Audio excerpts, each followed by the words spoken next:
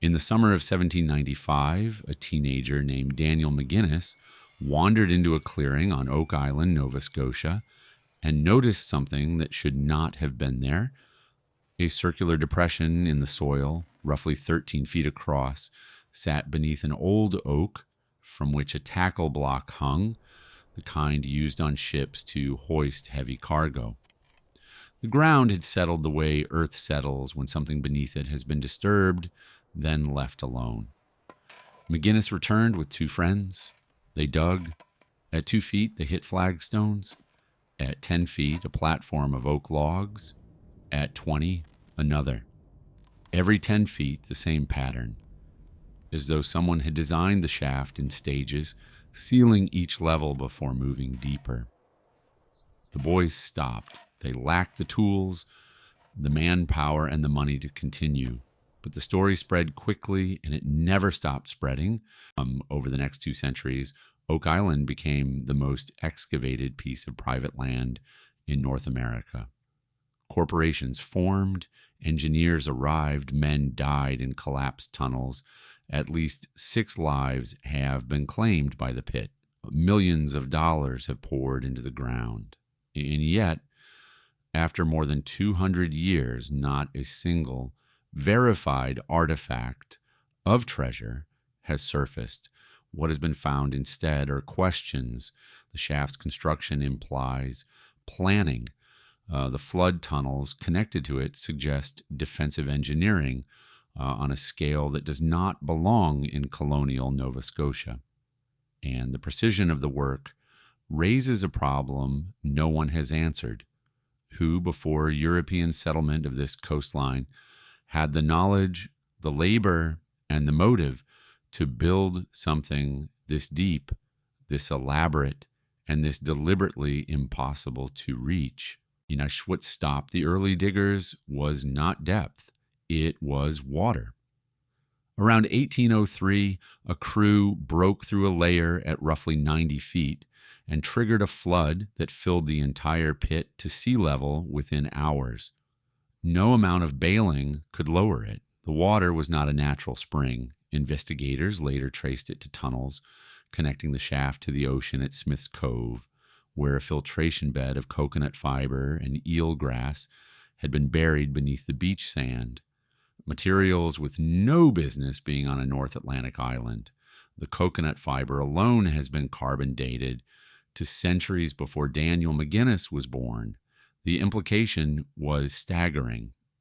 Whoever built the pit had also engineered a hydraulic trap, a system designed to drown any unauthorized attempt to reach whatever lay at the bottom. The flood tunnels were not accidental, they were architecture, and the filtration layer at the cove suggested long-term planning, not improvisation. Then there was the stone. At 90 feet, workers reportedly unearthed a flat slab inscribed with symbols no one could read. It passed through several hands, was displayed in a Halifax bookbinder's shop, and eventually vanished entirely. Various decodings have been proposed.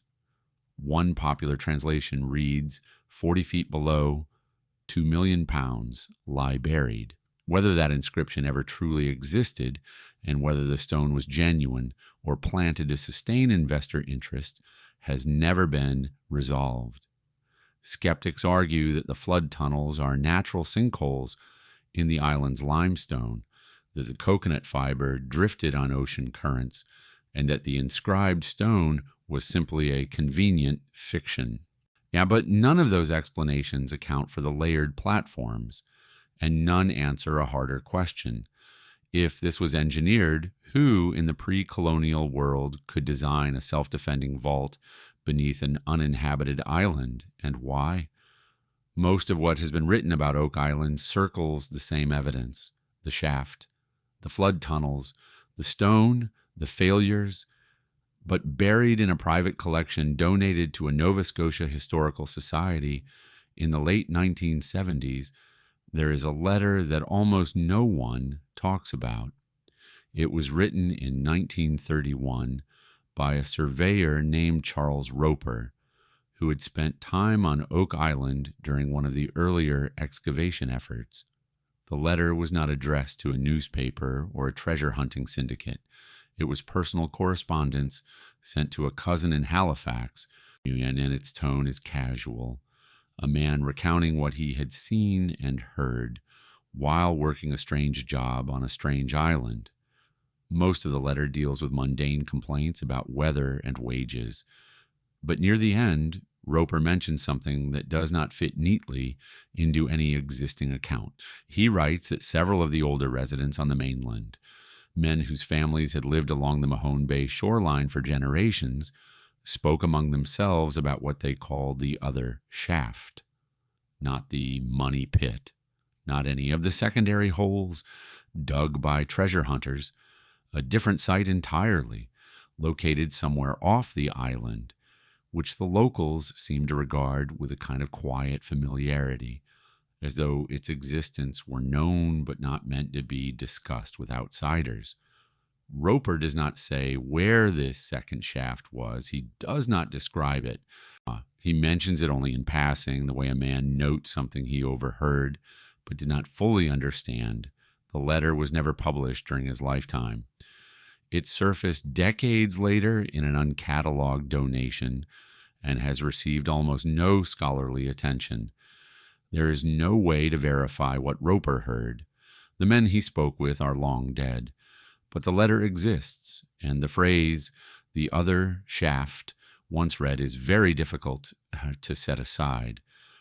The official story is simple enough.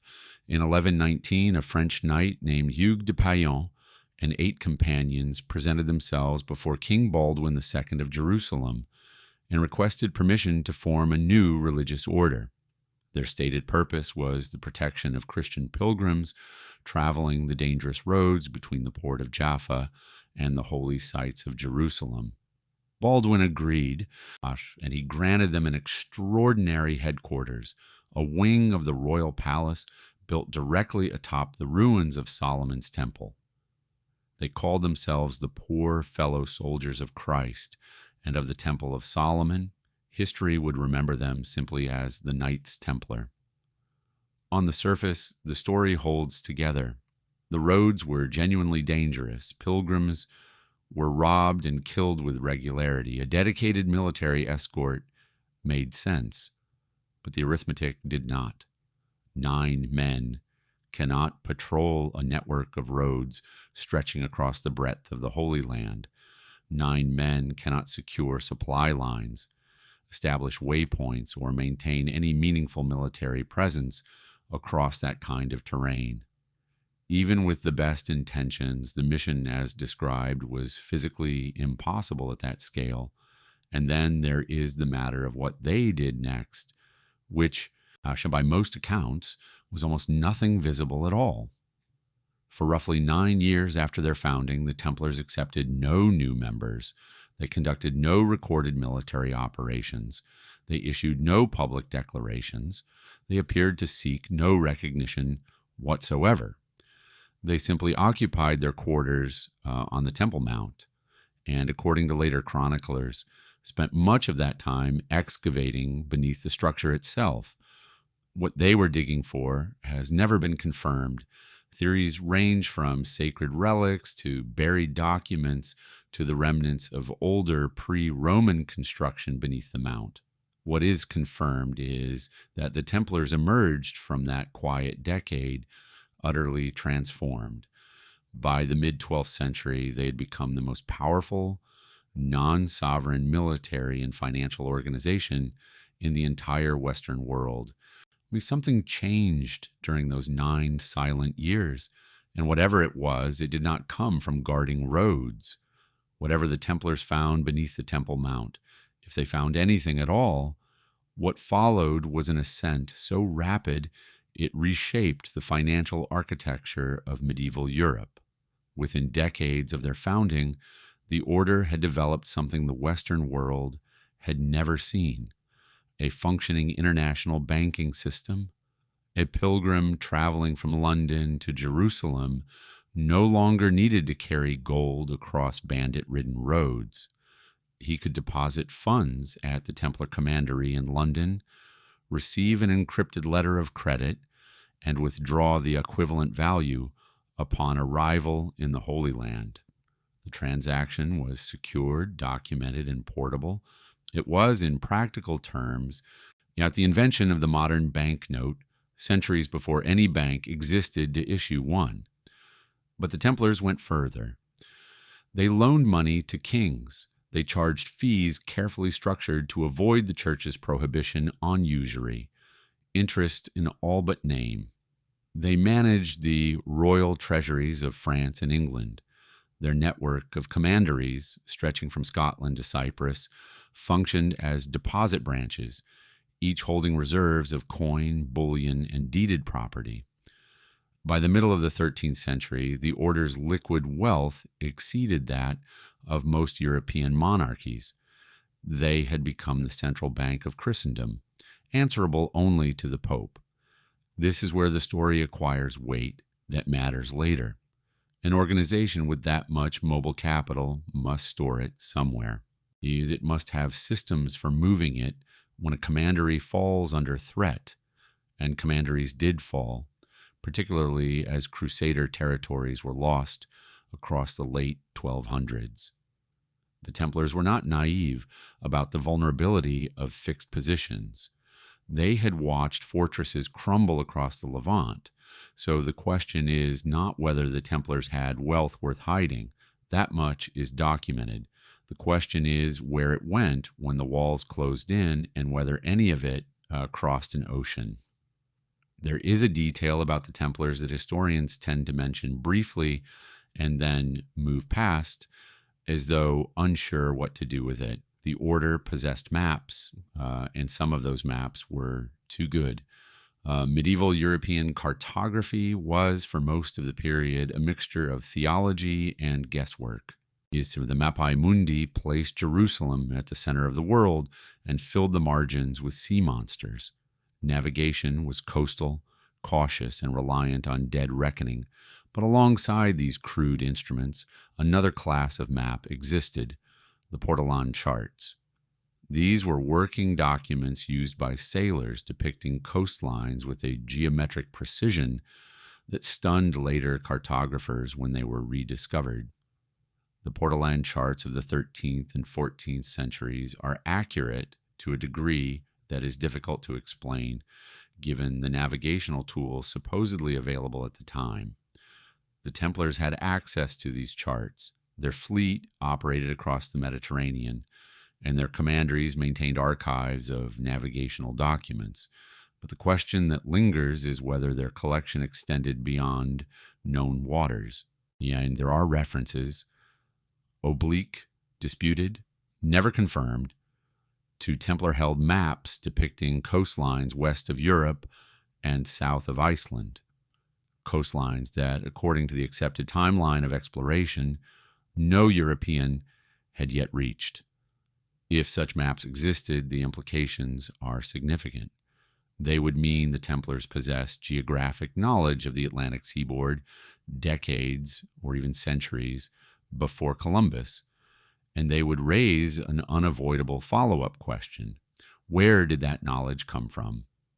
The Templars were not explorers by reputation. They were soldiers, bankers, and monks. If they held maps of a world no one in Christendom was supposed to know about, someone gave those maps to them, and that transaction has no surviving record. At dawn on Friday, October 13th, 1307, royal soldiers across France broke down the doors of Templar commanderies and placed every knight they could find under arrest. The charges were heresy, blasphemy, and obscene rituals, accusations almost certainly fabricated by King Philip IV, who owed the order enormous sums he had no intention of repaying. But what is more remarkable than the charges is the operation that delivered them. France, in 1307, had no telegraph, no postal system, no centralized communication network. A message carried by horse from Paris to Marseille took the better part of 2 weeks. Yet the arrests occurred simultaneously, not approximately, but on the same morning in commanderies separated by hundreds of miles. The orders had been sealed, distributed in advance, and marked with strict instruction. Do not open until the appointed date. The coordination was extraordinary. Philip's agents had spent weeks, possibly months, embedding the framework for a nationwide strike without alerting a single Templar officer, or so the official record claims, because something does not hold. If the operation was truly secret, its success should have been total. Every commandery should have been caught unaware. Every vault should have been full. Every senior officer should have been at his post when the soldiers arrived, but that is not what happened. Several high-ranking Templars were absent on the morning of the arrests. The Paris Temple, the order's financial headquarters, and the most important target, was found with its vaults emptied, and the Templar fleet, anchored at La Rochelle, was gone. Someone inside the operation talked, or someone inside the order already knew. Either way, the inner circle had time to act, and they used it. What they did in those final hours before the arrests is one of the most consequential silences in medieval history. La Rochelle was the Templars' most important Atlantic port. It faced west toward open ocean, and it was from this harbor that the order maintained its naval supply lines to the Iberian Peninsula and beyond. On any given week, Templar vessels sat at anchor there. Warships, cargo transports, and lighter craft used for coastal operations. The port was busy, visible, and well documented in local shipping records that have survived from the period until it was not. In the days immediately before the October arrests, the Templar fleet at La Rochelle vanished. Estimates vary, but the most commonly cited number is 18 ships. They did not sink. They were not seized. They simply departed, fully loaded, and sailed out of recorded history. No surviving port log from any harbor in France, England, Portugal, or the Mediterranean documents their arrival anywhere. 18 ships carrying unknown cargo and an unknown number of passengers left La Rochelle and were never officially seen again. Meanwhile, in Paris, Philip's soldiers entered the temple, the order's fortified financial headquarters, on the right bank of the Seine, expecting to find one of the largest concentrations of movable wealth in all of Europe. What they found instead were empty rooms. The vaults that had held gold, silver, jeweled relics, land deeds, and volumes of encrypted correspondence had been cleared, not looted, not scattered in haste, cleared deliberately, methodically, and very recently. The dust had barely settled. The coordination between the fleet's departure and the emptying of the Paris vaults implies planning at the highest levels of the order. This was not a panicked retreat. Someone gave the order to move everything of value before the arrests could be executed, and that order was carried out with the same operational precision the Templars had applied to their financial network for the better part of 2 centuries. What was loaded onto those ships has never been inventoried. Where they sailed has never been confirmed. The fleet left La Rochelle pointed west into the Atlantic, and the historical record offers nothing further, only the silence and the empty vaults they left behind. If the fleet sailed west from La Rochelle, the first viable refuge beyond French jurisdiction was Scotland. And Scotland, in 1307, was perhaps the only kingdom in Christian Europe where fugitive Templars might have been welcomed rather than arrested. Robert the Bruce had seized the Scottish throne the previous year. He was at war with England and had been excommunicated by the Pope for murdering a political rival inside a church. Papal authority, the same authority that formally dissolved the Templars in 1312, carried no weight in his kingdom. Bruce needed soldiers, ships, and allies with military experience, and no loyalty to the English crown or to Rome. The Templars, if they arrived, would have offered all three. And there are traces. Rosslyn Chapel, built by the Sinclair family in the mid-15th century, is dense with carvings that mirror Templar iconography. The Agnus Dei, interlocking geometric patterns, and images of vegetation some researchers have identified as New World plants carved decades before Columbus sailed. Kilmartin, Argyll, and other sites across western Scotland contain grave slabs bearing Templar-style sword engravings dated to the decades after the order's suppression. The concentration is unusual. It is not explained by any known Scottish military tradition, but concentration is not confirmation. No Scottish port record logs the arrival of foreign vessels in the relevant years. No royal correspondence from Bruce's court references Templar refugees. No chronicle from the Wars of Independence mentions knights arriving from France by sea. The theory rests on what was carved in stone and what was never written down. And that silence, depending on how you read it, Inawas, is either the absence of evidence or the most telling detail of all. If the Templars reached Scotland, then what happened next depends on a single document, and that document has been contested for over 400 years. In 1558, a Venetian descendant of the Zeno family published letters and a map attributed to his ancestors, Niccolò and Antonio Zeno, who had allegedly served under a North Atlantic prince in the late 14th century. The letters described a voyage across the Western Ocean in 1398, led by a nobleman the text calls Zichmany.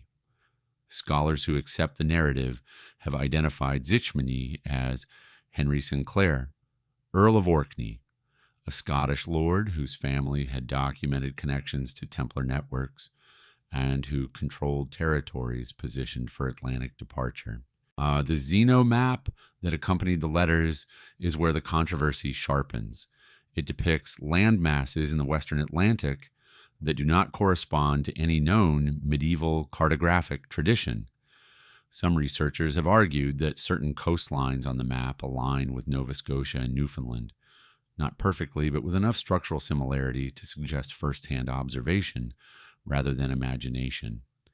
Others have dismissed the map as a 16th century fabrication, noting it was published during a period when Venetian families had strong incentives to assert priority in Atlantic exploration, well after Columbus had already crossed.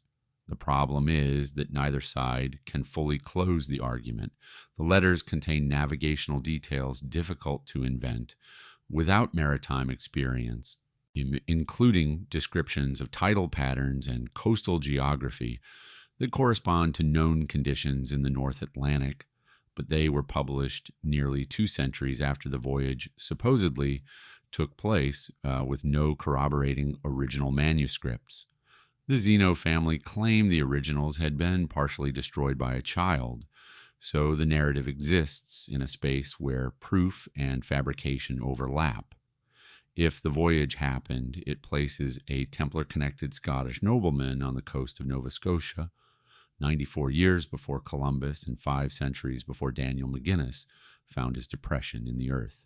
On a flat rock ledge in the small town of Westford, Massachusetts, there is a marking that has quietly divided researchers for decades. Depending on who you ask, it is either one of the most significant pre-Columbian artifacts in North America, or it is nothing at all. The carving, if it is a carving, appears to depict the outline of a medieval knight. The figure is life-sized, lying in a pose that resembles a funerary effigy of the kind found on Templar and Scottish noble graves across Europe. Some investigators have identified details within the image: a broken sword, a shield, bearing what they interpret as the crest of Clan Gun, a Scottish family tied to the Orkney earldom held by Henry Sinclair. If this identification is correct, it would place a member of Sinclair's expedition on the coast of New England in the late 14th century, dead and memorialized in stone on foreign soil. It would be physical proof that the Zeno narrative described a real voyage. The counter argument is blunt and not without force. Geologists who have examined the rock point to natural weathering patterns, glacial scoring, erosion channels, and lichen growth that can produce shape as the human eye is predisposed to read as intentional. Colonial era graffiti is also common on exposed rock surfaces throughout New England, and several markings on the Westford Ledge appear to be of more recent origin. The Knight, critics argue, is a product not of medieval craftsmanship, but of modern projection. People seeing what they want to see because the Sinclair theory needs a landmark. What complicates the dismissal is the specificity. Random weathering does not typically produce a coherent human figure with identifiable heraldic elements. And the clan gun crest, if that is what the shield bears, is an obscure detail, not the kind of symbol a colonial farmer or a 19th century hoaxer would have known to fake. The rock remains exposed, the debate remains open, and the Knight, whatever it is, continues to lie there in stone, unexplained, unexcavated, and unresolved. There is another kind of evidence, older than documents, older than stone carvings, and far more difficult to evaluate. It lives in the oral traditions of the Mi'kmaq, the indigenous people who inhabited Nova Scotia and the surrounding coastline for thousands of years before any European ship appeared on the horizon, or at least before one was supposed to. Among the Mi'kmaq, there exist stories passed down across generations, describing visitors who arrived by sea long before the French or English made contact. The visitors were pale, but they came in large vessels. They did not stay permanently, but they came more than once. These accounts were recorded by European missionaries beginning in the 17th century and have been interpreted in different ways depending on who is doing the interpreting. What draws certain researchers to these stories is a symbol. The Mi'kmaq traditionally used a cross enclosed within a circle as a sacred marking. When French missionaries first encountered it, they assumed it was evidence of an earlier forgotten Christianization. But the symbol predates any confirmed Christian contact, and to some eyes, it bears a striking resemblance to the Templar cross pate, the flared, equal-armed cross that served as the order's most recognizable emblem. The resemblance is real. Whether it means anything is another matter. Crosses within circles appear in cultures across the world, from Celtic traditions to Native American sun symbols, and the human tendency to find connection between visually similar forms is well documented. The Mi'kmaq cross may reflect ancient contact with Templar-connected voyagers. It may reflect an independent symbolic tradition with no European input whatsoever. Or it may reflect the desires of modern researchers who arrived with a theory and found what they were looking for. The Mi'kmaq remembered something. What it was exactly remains theirs to know. Fred Nolan was not looking for a cross. He was a surveyor by profession, a man trained to measure land, and he had spent years carefully mapping Oak Island with the kind of patient attention that treasure hunters rarely bring to the site. What he found was not buried, and it was lying in plain sight, scattered across the island in a pattern that only became visible when the measurements were plotted on paper. 5 large granite boulders, each cone-shaped, each too heavy and too uniformly carved to be naturally occurring, had been placed across the island in the shape of a Latin cross. The distances between them were not random. They were precise. And when Nolan calculated those distances, the numbers corresponded to measurement units not widely used since the medieval period, units associated with the construction of Gothic cathedrals in France. This is where the discovery shifts from curiosity to implication. Gothic cathedral geometry was not public knowledge in the 12th and 13th centuries. It was the proprietary craft of master builders, and many of whom had direct connections to monastic and military orders, including the Templars, who financed and in some cases oversaw the construction of great churches across Europe. The measurement system encoded in Nolan's cross, if the analysis is correct, belongs to a tradition closely guarded and transmitted only within specific networks of initiated builders. The cross's orientation is the detail that refuses to settle. Its longest axis does not point toward the money pit. It does not align with any known feature on the island. Instead, when extended beyond the shoreline, the axis points to a coordinate in the surrounding waters, or, depending on the projection, to a point on the nearby mainland. No one has confirmed what exists at that location. No dive survey has been conducted along the projected line. No excavation has tested the mainland coordinate. Nolan spent decades arguing that the cross was the key the entire search had overlooked. He was largely ignored. The treasure hunters kept digging where they had always dug, and the 5 boulders remained where they had been placed, pointing somewhere no one was willing to look. If Nolan's cross is taken seriously, not as coincidence, not as glacial debris, but as a deliberately placed geometric marker, then its implications extend well beyond Oak Island. A cross that points off the island is not a monument. It is an instruction, and instructions lead somewhere. The theory that has developed around this observation is deceptively simple. Oak Island was never the destination. It was the first point in a triangulation system, a method of spatial encoding used for centuries by surveyors and navigators to mark the location of something that cannot be seen from the surface. You do not place the marker where the thing is hidden. You place it at a known, findable location and embed within it the geometric relationship needed to calculate the true position. Anyone without the key sees a pattern of stones.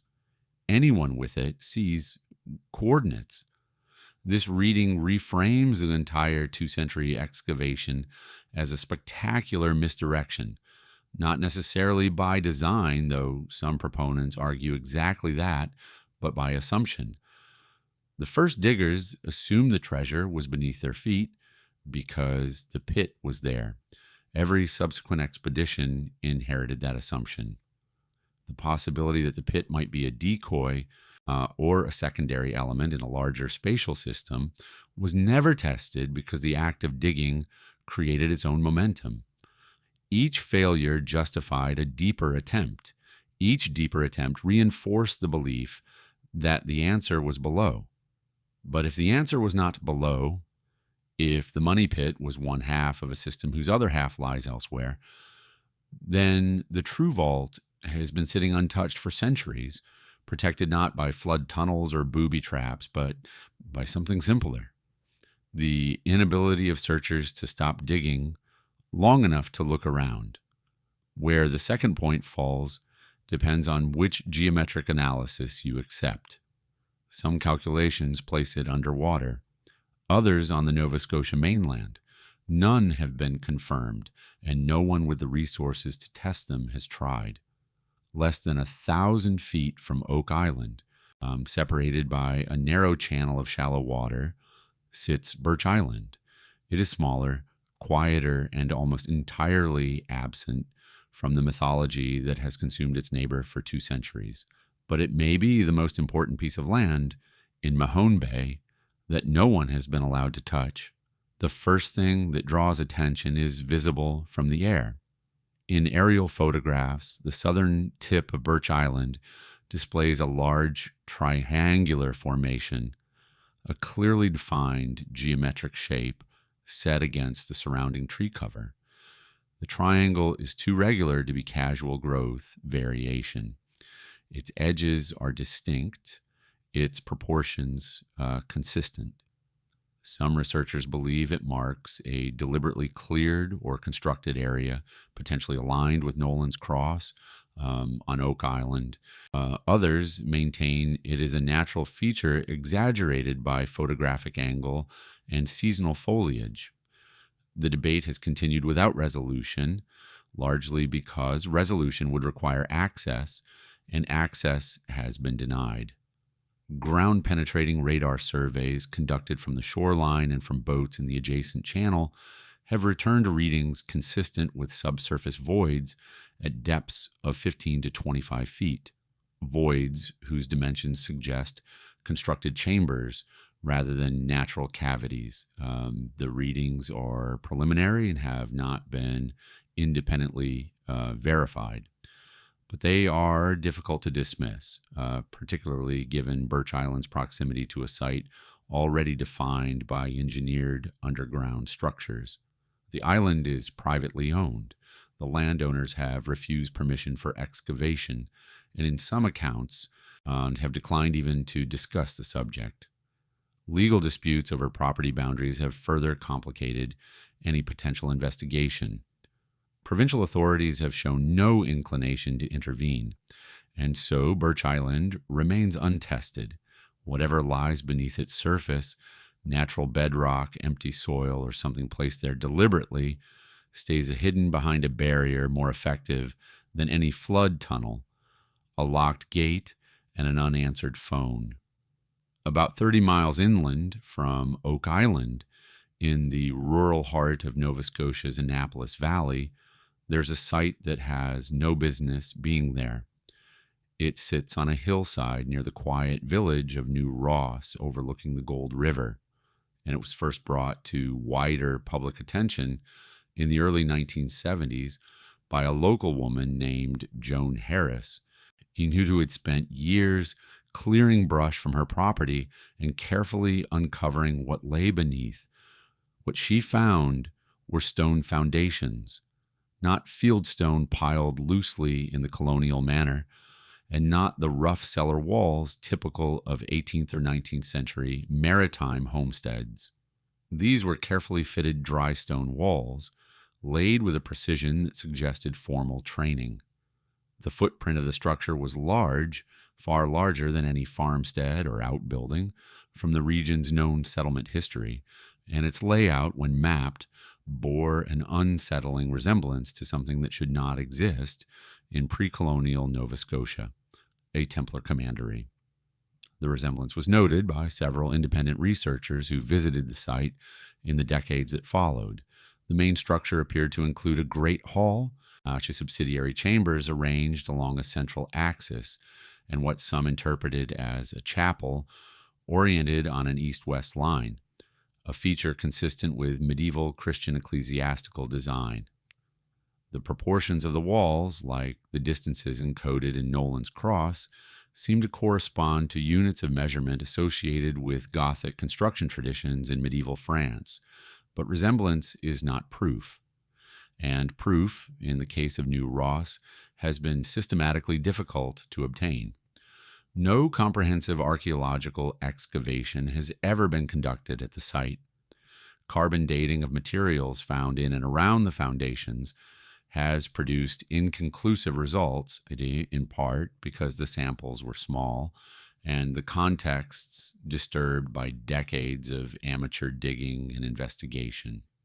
Provincial heritage authorities were contacted multiple times. Funding requests were submitted. Applications were filed. None were approved. And the site remains officially unclassified, and the foundations, whatever they are, continue to settle quietly into the hillside, undated and unexplained.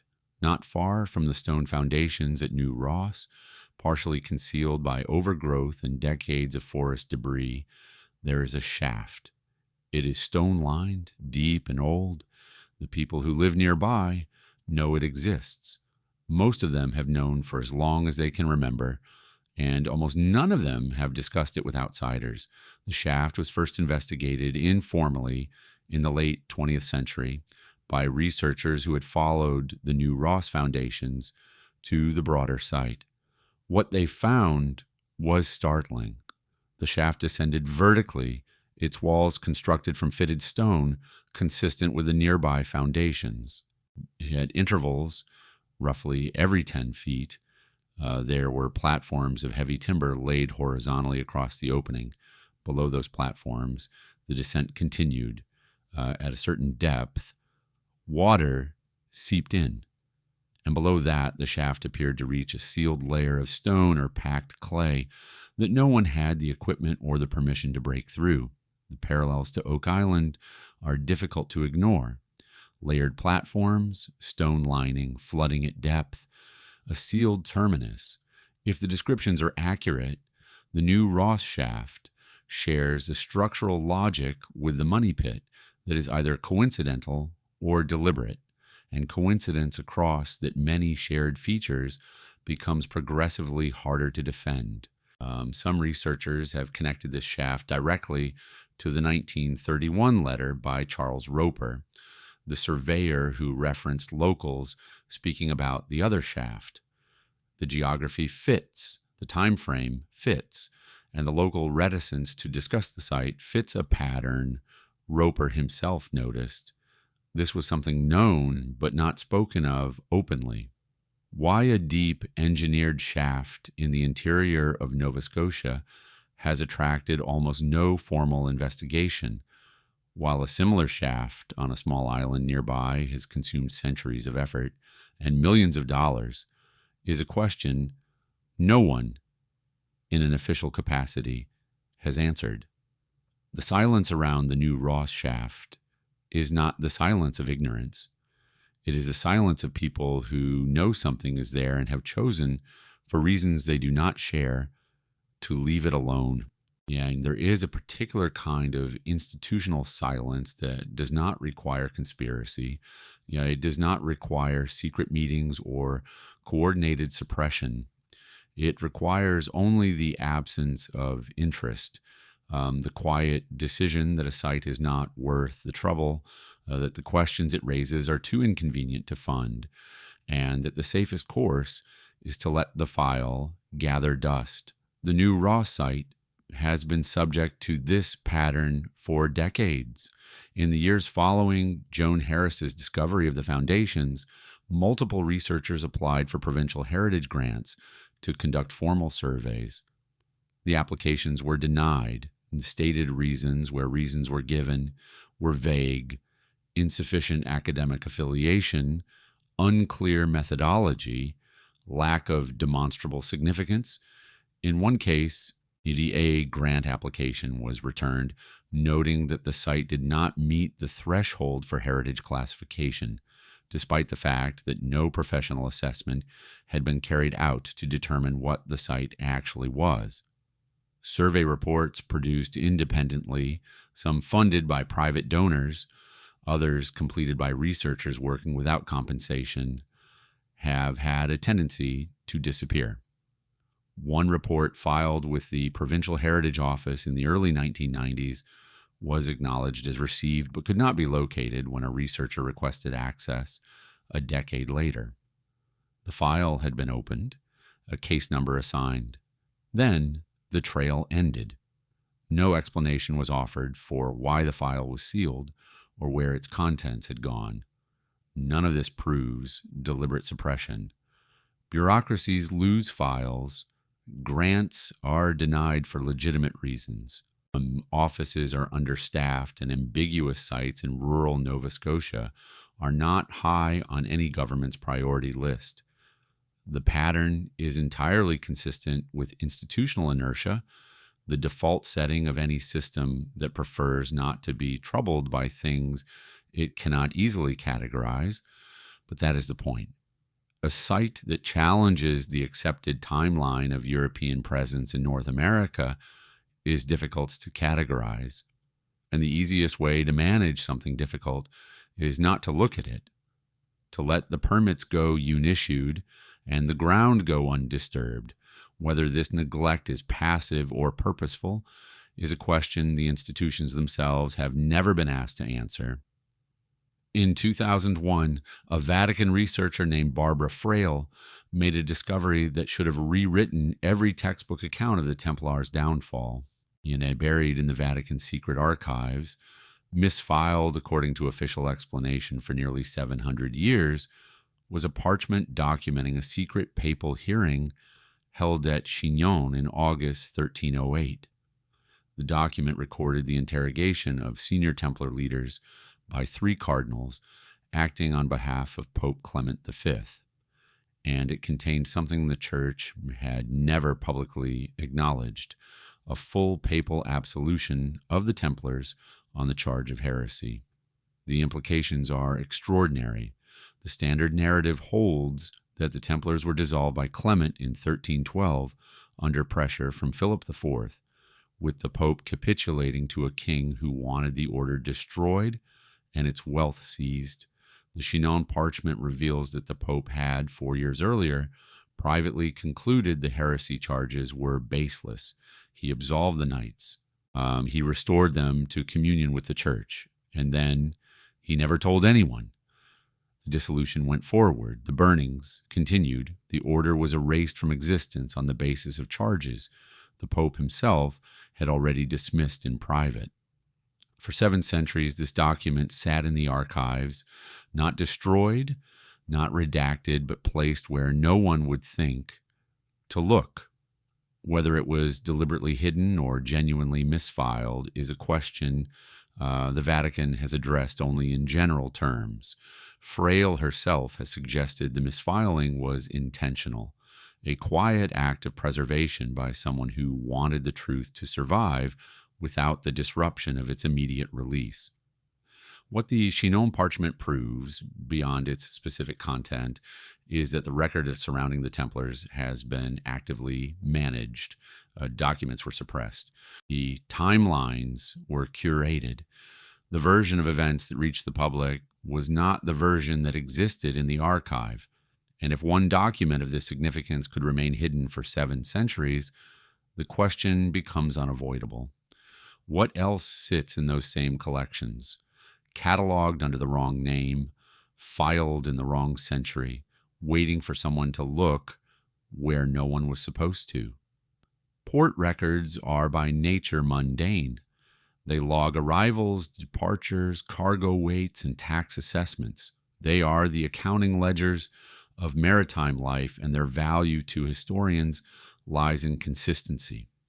When records exist for every week across a span of years and then do not exist for one particular period, the gap becomes evidence. The port of La Rochelle maintained shipping manifests throughout the late 13th and early 14th centuries.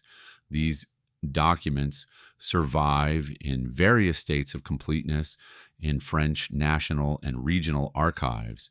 They record the movement of merchant vessels, fishing boats, and military ships, including those of the Templar fleet, which operated from La Rochelle for decades. The records are not perfect, but they are continuous. There are entries for the months before the gap. There are entries for the months after. But for the weeks immediately preceding the arrests of October 1307, the precise window during which the Templar fleet is believed to have departed, the manifests are absent, not damaged, not partially legible, absent. The pages that should cover that period do not exist in any known archive. They have not surfaced in private collections. They are gone. The conventional explanation is that records from this period were lost to attrition, fire, water damage, neglect. Medieval documents are fragile, and survival is never guaranteed, but the specificity of the gap is hard to reconcile with random loss. Every other period is accounted for. Only this one, the one that would document whether ships left, how many, carrying what, and bound for where, is missing. Someone removed those records. Whether it was Philip's agents eliminating proof of a departure they failed to prevent, the Templars covering their route, or a later hand acting on instructions we cannot trace, the result is the same. The one moment in the documentary record that could confirm or deny the fleet's escape is the one moment that has been erased. When people imagine the Templar treasury, they picture gold, chests of coin, bars of silver, gemstones pried from reliquaries, the material wealth of an organization that had functioned as Europe's central bank for nearly 2 centuries. And that wealth was real. The order held reserves across multiple countries, managed the finances of monarchs, and processed transactions on a scale that would not be matched by any single institution for hundreds of years after. The gold alone would have been staggering, but gold may have been the least important thing in those vaults.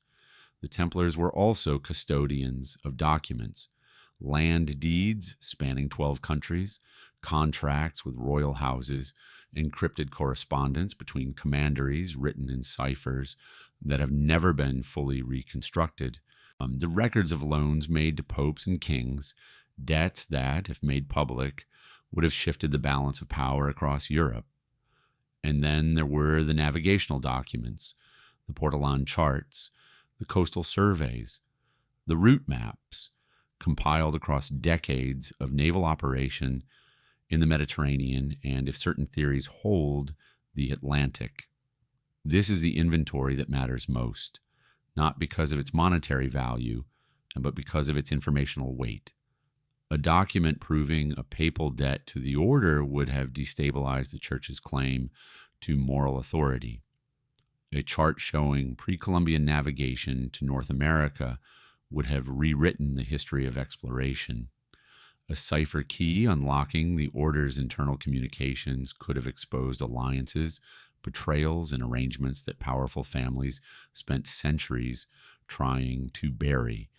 If any of this material survived the purge of 1307, and the empty vaults in Paris suggest that something was removed before Philip's soldiers arrived, then it did not simply vanish. It was carried somewhere, it was stored, and it remains, if it exists at all, the single most dangerous archive in the Western world, not because of what it is worth, but because of what it would prove. And that is precisely the kind of thing that institutions, religious, political, academic, have every reason to ensure is never found. The relationship between the Knights Templar and Freemasonry is one of the most persistent claims in the history of secret societies and one of the hardest to confirm or dismiss. The Masonic tradition itself encourages the connection. Several higher degrees within Scottish Rite Freemasonry explicitly reference the Templars, incorporating rituals that dramatize the fall of the order, the martyrdom of Jacques de Molay, and the preservation of secret knowledge passed from one generation of initiates to the next. The symbolism is unmistakable. Whether it reflects genuine historical inheritance or theatrical mythology is another matter. The case for a real connection rests on geography and timing. Freemasonry as a formal institution emerged in Scotland in the late 16th and early 17th centuries, the same Scotland that may have sheltered Templar refugees after 1307. The earliest lodges were concentrated in regions with the densest Templar iconography, and the Sinclair family, whose name appears at every critical juncture of this story, from Rosslyn Chapel to the Zeno narrative, held the hereditary title of Grand Master of Scottish Masons for generations. The overlap between Templar-linked families and the founding figures of organized Freemasonry is difficult to attribute to coincidence alone. In Nova Scotia, the connection tightens further. Several of the earliest investors in Oak Island treasure hunting syndicates were prominent Freemasons. Lodge records from the period show that discussions of the money pit circulated within Masonic circles before reaching the general public. Whether those discussions included privileged knowledge, information about the pit's origins or purpose that was not available to outsiders, has never been established. The lodges have not opened their archives on this subject. Requests have been made. They have been politely declined. The honest assessment is that the Templar Masonic connection exists on a spectrum between plausible and performative. The rituals are real. The family lineages are documented. The geographic overlaps are verifiable. But none of it constitutes proof that Freemasonry inherited operational knowledge of Templar vaults or hidden repositories. It may be that the Masons know something.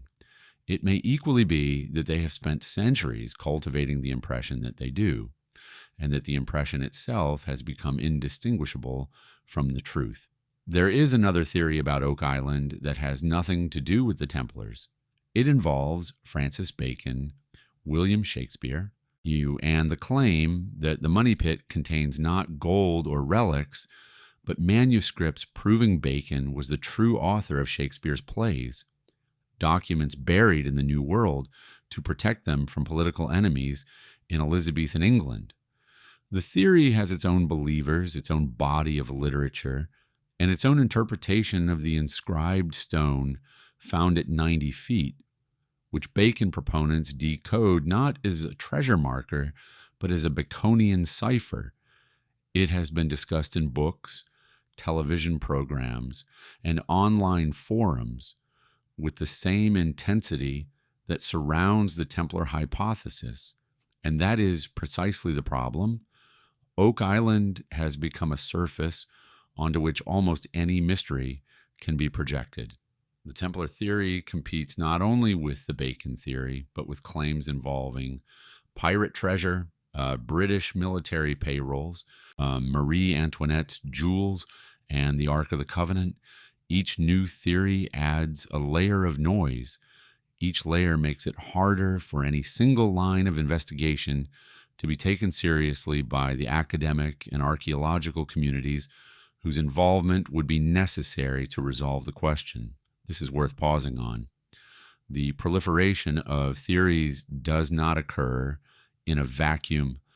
Every headline about a new interpretation, every television season devoted to a fresh angle, pushes the discourse further from disciplined inquiry and closer to entertainment.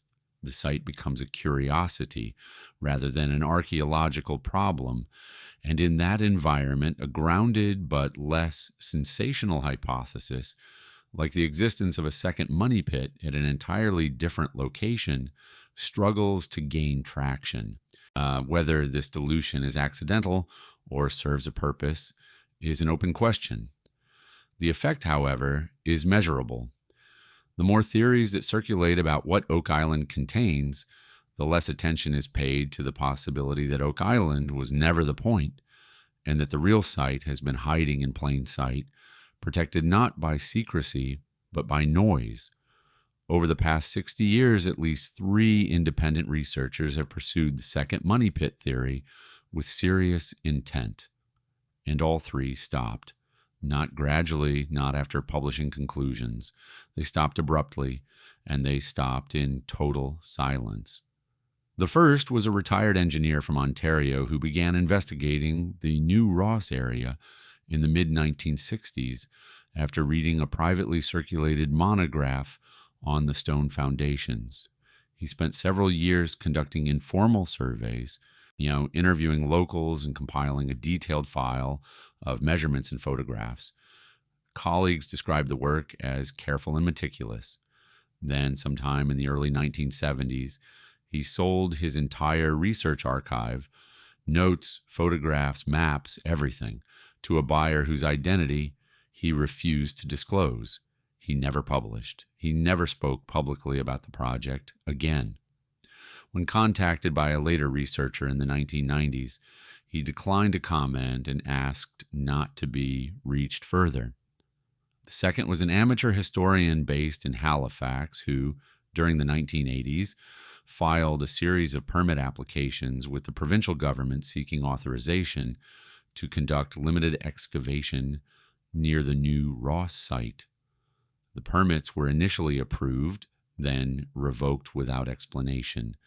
The revocation letter obtained years later through a Freedom of Information request, contained no substantive justification, only a reference to an unspecified administrative review. The historian continued her research briefly afterward, then withdrew from all public discussion of the topic. Her personal papers have not been made available. And the third was a graduate student working on a thesis related to pre-colonial European contact in Atlantic Canada in the early 2000s. His research included fieldwork near the Gold River corridor. He presented preliminary findings at a regional conference and received what colleagues described as an unusually hostile reception from senior faculty. Within a year, he had changed his thesis topic entirely. He completed his degree on an unrelated subject and has not returned to the second site question. 3 researchers, 3 decades apart, 3 different starting points, the same outcome. None of them explained why they stopped, and no one with the authority to compel an answer has ever asked. The technology exists to see beneath the surface without breaking it. Ground-penetrating radar sends electromagnetic pulses into the earth and reads what bounces back. Magnetometry measures variations in the local magnetic field caused by buried metallic objects or disruptions in natural soil layers. Neither method can tell you exactly what is down there, but both can tell you that something is and that it does not belong. In the early 2000s, a privately funded research group conducted geophysical surveys along the Gold River corridor in Nova Scotia's interior, with particular attention to areas within a 5-mile radius of the new Ross foundations. So the team used both ground-penetrating radar and magnetometry, running transects across farmland, forest clearings, and riverbank exposures. The work was done quietly. No press releases were issued. No university affiliation was claimed. The results circulated only within a small network of independent researchers before fragments began surfacing in online forums and private correspondence. What the surveys showed was anomalous. At multiple points along the corridor, the radar returned signatures consistent with subsurface voids, rectangular or chamber-like spaces at depths of 15 to 30 feet, surrounded by material denser than the native soil. The magnetometry data flagged concentrations of metallic content at depths that exceeded anything attributable to colonial-era mining or agricultural activity. The signatures were not random. They clustered in locations that corresponded, in some cases, to surface features already noted by earlier researchers: depressions, stone alignments, and areas where vegetation grew differently from the surrounding landscape. The data is suggestive. It is not conclusive. Ground-penetrating radar can be misread. Subsurface voids can occur naturally in limestone terrain. Metallic anomalies can result from geological deposits rather than human activity. And critically, the surveys were privately funded by individuals with a stated interest in the second site hypothesis, a fact that does not invalidate the data, but does place it outside the framework of independent verification. The full data sets have not been published. They have not been peer-reviewed. They exist in a space between evidence and claim, waiting for institutional scrutiny that has not arrived and may never be invited. If the geophysical surveys suggest something unusual beneath the surface near New Ross, the soil composition analysis goes a step further, because soil does not lie, and it does not arrive by accident. In test bores conducted near the alleged second shaft, researchers extracted core samples from depths between 10 and 25 feet. What they found mirrored, with unsettling precision, the stratigraphy recorded at Oak Island over the past 2 centuries. There were layers of blue clay, dense, water-resistant, and clearly placed rather than deposited naturally. Interspersed with the clay were fibers identified as coconut husk, the same material found in the filtration bed at Smith's Cove. At certain depths, as the cores pass through distinct bands of charcoal and putty-like material consistent with a deliberately sealed construction layer. Coconut fiber does not grow in Nova Scotia. It does not drift inland on ocean currents to settle 20 feet below a riverbank 30 miles from the coast. Its presence at Oak Island has long been one of the pit's most puzzling features, evidence of materials imported from tropical latitudes and incorporated into construction that predates any known colonial activity in the region. Finding the same material at a second site in the same stratigraphic position at comparable depths raises a possibility difficult to dismiss as coincidence. Whoever built the Oak Island shaft may have built another using the same methods and the same imported materials. But the samples carry a problem their contents cannot resolve. They were collected by amateur researchers working without institutional oversight. The chain of custody, the documented trail from extraction to laboratory to result, is incomplete. Some cores were stored in personal garages before being submitted for analysis. At least one sample changed hands between researchers without formal documentation. None of this means the results are wrong. It means they cannot be formally trusted, not yet and perhaps not ever, unless someone with the credentials and funding is willing to drill again.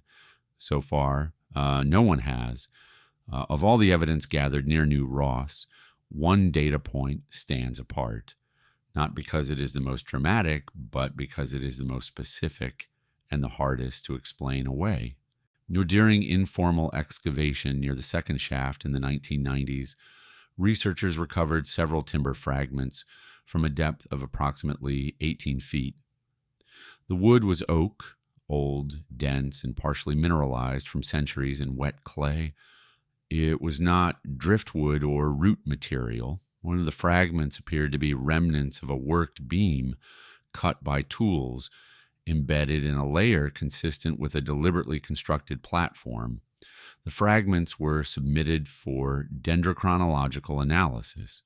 Tree ring dating, one of the most reliable methods for aging organic material. The laboratory was a small, reputable facility that had performed similar work for regional projects.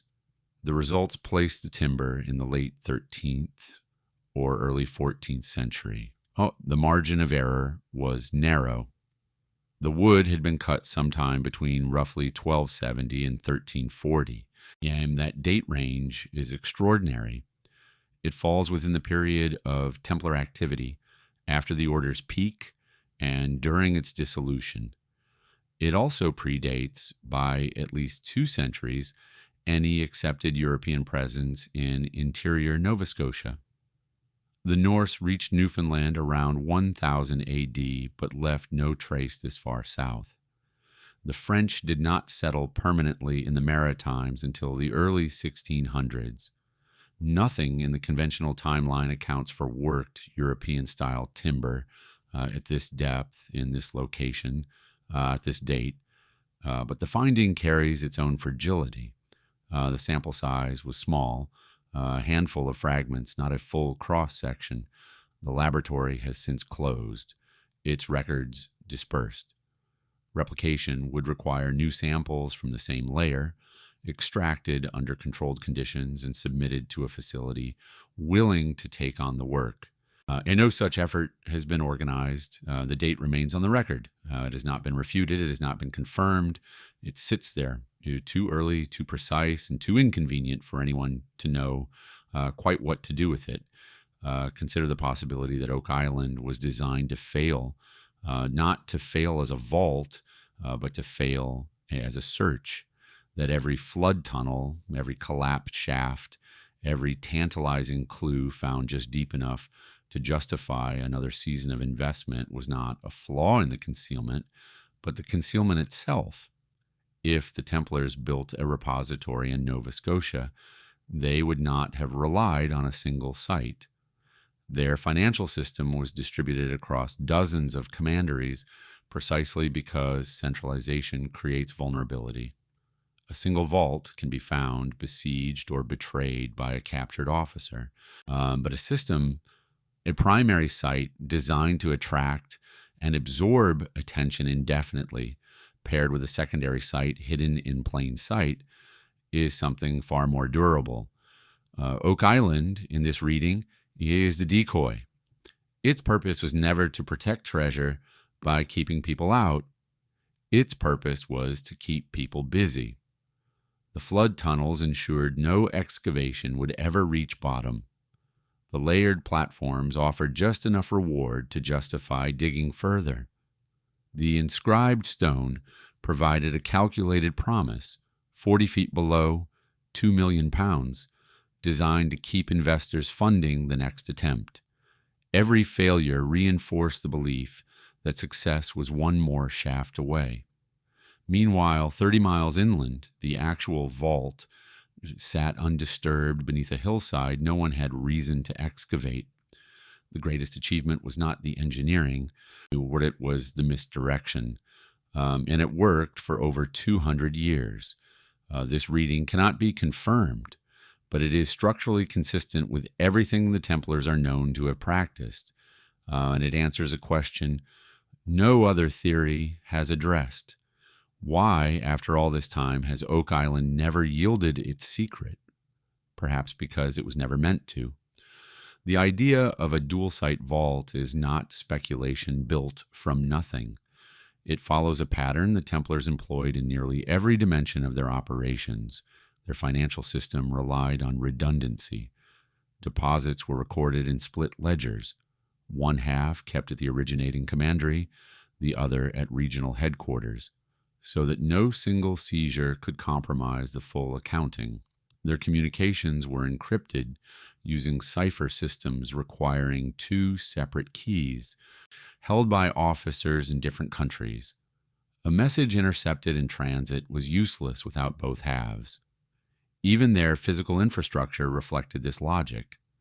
Decoy commanderies were maintained in some regions, properties that appeared operational but held no significant assets, designed to absorb hostile attention while real work continued elsewhere. A vault system built on the same principle, one visible site engineered to exhaust investigation, one hidden site containing the actual deposit, would not represent an innovation. It would represent standard practice, applied to the most critical operation in the Order's history, preserving its treasury after dissolution. The argument is compelling. It is also unprovable through current evidence. No surviving Templar document describes a dual-site concealment protocol, no charter, no memorandum, no confession extracted during the trials references a redundant vault strategy. The practice can be inferred from the Order's operational culture, but inference is not documentation. What can be said is this: if any organization in the medieval world was capable of designing and maintaining a two-site system across an ocean, it was the Templars. They had the wealth, the ships, and the secrecy. Whether they had the will, and whether the ground in Nova Scotia holds the proof, remains the question no one has been permitted to answer. Step back now and look at what has accumulated. A letter from 1931 referencing a second shaft known to locals but never discussed with outsiders, stone foundations near New Ross matching no colonial tradition and mirroring the layout of a Templar commandery. A stone-lined shaft nearby with layered platforms, flooding, and a sealed terminus, the same structural signature as the Oak Island money pit. A geometric cross whose alignment points off the island entirely. Radar anomalies along the Gold River corridor consistent with constructed chambers. Soil cores containing coconut fiber at depths matching Oak Island stratigraphy. 30 miles inland where no such material should exist. And timber dated to the late 13th century, recovered where no European was supposed to have set foot for another 200 years. No single piece of this evidence is conclusive. The letter is uncorroborated, the foundations are undated, the shaft has not been professionally excavated, the radar surveys were privately funded, the soil samples lack chain of custody. The dendrochronology cannot be replicated because the laboratory no longer exists. Each element taken alone can be questioned or dismissed, but they do not exist alone. They exist together, and together they form a convergence of independent data points, all gesturing in the same direction. The probability that every one of these findings is coincidental, mistaken, or fabricated decreases with each additional line. At some point, the accumulation itself becomes the argument. The central question has never been whether the Templars had treasure. They did. It has never been whether they had means to move it across an ocean. They may have.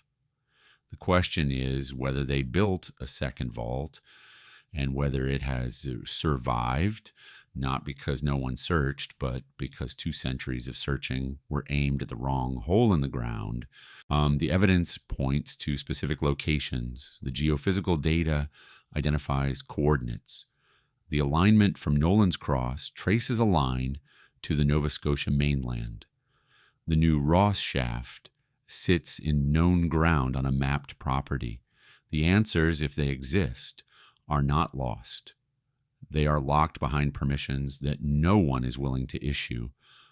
The landowners near New Ross have refused excavation requests for decades. Their reasons range from privacy concerns to distrust of outside researchers. Provincial heritage authorities have declined to classify the site, which means it receives no protection but also no official investigation. Indigenous land claims in the region add further legal and ethical complexity, claims that are legitimate, unresolved, and that any responsible excavation would need to address before a single shovel entered the ground. Then there is the broader problem of institutional will. Universities do not fund projects built on circumstantial evidence pointing toward conclusions that mainstream archaeology considers fringe. Granting agencies do not approve proposals challenging the accepted timeline of European contact without overwhelming preliminary proof. And preliminary proof is precisely what cannot be obtained without the excavation no one will authorize. It is a closed loop. The evidence justifies investigation but cannot compel it. The institutions that could provide answers have no incentive to ask the questions. And the ground, patient indifferent, continues to wait. 2 centuries of treasure hunters poured their fortunes into Oak Island and found nothing. 30 miles away, beneath a quiet hillside along the Gold River, the earth has never once been asked what it knows. Until someone grants the permission to ask, the silence will hold.